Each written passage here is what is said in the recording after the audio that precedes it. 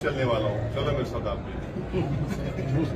1 घंटा चल दूंगा तो चलो मेरे साथ मेरी क्या करने का, उन्होंने चलते मैं भी चलता हूँ, सब चलते वो क्या मालूम हर उनके पार्टी का प्रोग्राम है, हमको क्या बोल रहे हैं सर। और हिजाब और हलाल पेट की वजह से इधर जो हालात जो बन रहे हैं इसके लिए आप क्या कहते हैं? हिजाब तो देखिए सुप्रीम कोर्ट में एक जज तो हिजाब के फेवर जजमेंट वो बहुत बड़ी बात है और उन्होंने ये बोले कि हिजाब के ताल्लुक से जो जज साहब फेवर जजमेंट दिए उन्होंने ये बोले कि मुस्लिम बच्चों को पढ़ना जरूरी है और उन्होंने यहाँ तक ये बोले कि अगर हिजाब पहन के जा रहे हैं स्कूल में तो कोई बड़ी अच्छी बात है, कोई बुरी बात नहीं है, पहन सकते हैं। तो कोई बड़ा पॉजिटिव जजमेंट रहा है। अब सुप्रीम कोर्ट में अब chief justice of India decide करेंगे, अलग बेंच बनाएंगे, मगर एक हिजाब के फेवर में तो एक सुप्रीम कोर्ट का एक जजमेंट तो आ गया। सर कर्नाटक सरकार की हलाल कट का जोर से चल रहा है, जो दहशत माहौल पैदा हुआ है इधर माइनॉरिटी के लिए। तो वही तो बोल रहा ना, हमारा हिजाब हम बीजेपी की पसंद खतरा है, हलाल गोश्त खतरा है, मुसलमान की दाढ़ी खतरा है, मुसलमान की टोपी खतरा है, मुसलमान का खाना पीना ओढ़ना बिछोना खतरा है। तो बीजेपी जो है मुस्लिम आइडेंटिटी के खिलाफ है, हर चीज के उन्होंने खिलाफ है। मगर देश में दिल्ली में प्रधानमंत्री बोलते हैं सबका साथ, सबका विकास, सबका विश्वास, तो सब खाली जबानी बातें हैं। अगर ये जो ग्राउंड पे हो रहा ये हो रहा मुकुल शर्मा बोले, फिर उनके बाद उनका एमएलए बोला हैदराबाद में, फिर उनका एक एमपी बोला कि मुसलमानों का इकोनॉमिक बॉयकॉट करो।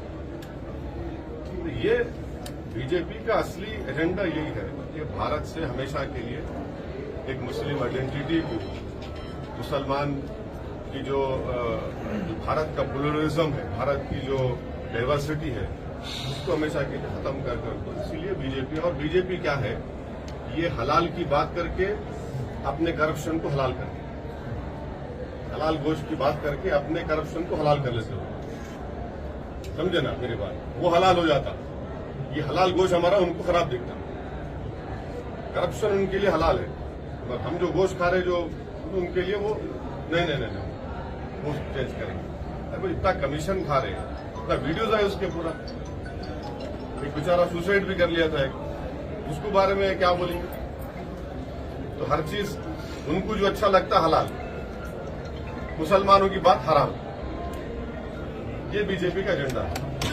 आने वाले इलेक्शन में एमआईएम से कितने विधायक लड़ेंगे, कितने सीट पर आपको? अभी टाइम है ना, अप्रैल में इलेक्शन होता बोल रहे 23 में, तो आपको जवाब देंगे, अभी जल्दी है। कर्नाटक में भी मदारिस के सर्वे की बात की जा रही है, आप इसको किस नजर से? मैं सर्वेस का खिलाफ था, हूँ और रहूंगा। अगर सर्वेस करना है तो पूरे स्कूल्स का करिए, और सर्वेस करने की जरूरत ही नहीं है। गवर्नमेंट ऑफ इंडिया में एक मिनिस्ट्री है, मिनिस्ट्री ऑफ एजुकेशन, उसमें UDISC आप देखो नेट पे अवेलेबल, वो लोग पूरे कंट्री का सर्वे करे, स्कूल्स का रिकग्नाइज अनरिकग्नाइज मदर सबका कर लिए, वो ऑलरेडी लिस्ट है उनके पास, आप उसमें देख लो। आप सर्वे क्यों करना चाह रहे? खाली एक समुदाय का, एक रिलीजन का सर्वे क्यों कर रहे? आप सबका सर्वे करो।